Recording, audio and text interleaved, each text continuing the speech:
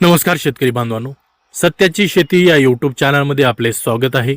मित्रांनो, सध्या कापसाचे भाव वाढत आहेत, पण एक मोठा प्रश्न आहे, या दरवाढीचा खरा फायदा शेतकऱ्यांना होतोय का, की फक्त हा CCIलाच फायदा होतोय? आजच्या या व्हिडिओमध्ये आपण याच विषयाचा अगदी सखोलपणे आढावा घेणार आहोत. सर्वप्रथम बाजारभाव पाहूयात. सध्या देशातील प्रमुख बाजारामध्ये म्हणजेच महाराष्ट्र, गुजरात, तेलंगणा, कर्नाटक, आंध्र प्रदेश कापसाला सरासरी भाव 7,400 ते 8,100 रुपयापर्यंत भाव मिळतोय, तर काही ठिकाणी हा 8,200 रुपयापर्यंतही भाव मिळतो आहे. आणि उच्चांकी दराबद्दल बोलायचं झालं तर अकोला बाजारात 8,500 रुपयापर्यंत भाव मिळाला आहे. म्हणजेच बाजारात सुधारणा ही स्पष्ट दिसते. आता प्रश्न, भाव वाढले कशामुळे? तर याचं काही कारण आहे, ते आपण पाहूयात. आंतरराष्ट्रीय बाजाराचा प्रभाव. गेल्या महिन्यात आंतरराष्ट्रीय बाजारात कापूस 15% वाढला, म्हणजे 60-61 सेंटवरून थेट 70 सेंट प्रति पाऊंड झाला आहे. दुसरं कारण आहे युद्ध परिस्थितीचा परिणाम. जागतिक पुरवठा साखळी विस्कळीत झाली आहे. यात आयात निर्यात कमी झाली, भारताकडून मागणी वाढली आहे.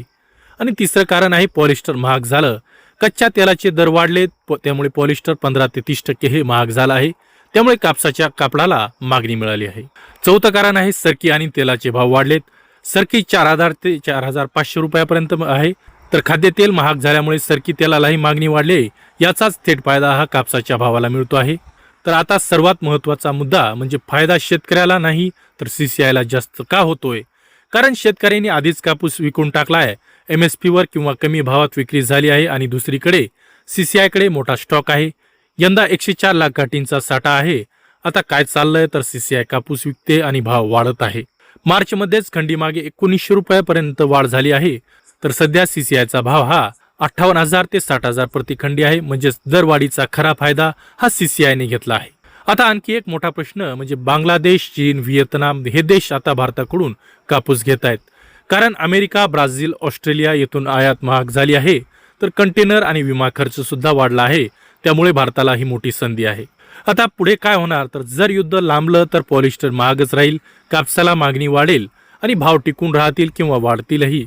पण जर युद्ध संपलं तर बाजार पुन्हा स्थिर होईल आणि भाव पूर्वपदावर येऊ शकतात. म्हणून शेतकरी बांधवांनो, बाजार समजून निर्णय घ्या, घाईत विक्री करू नका.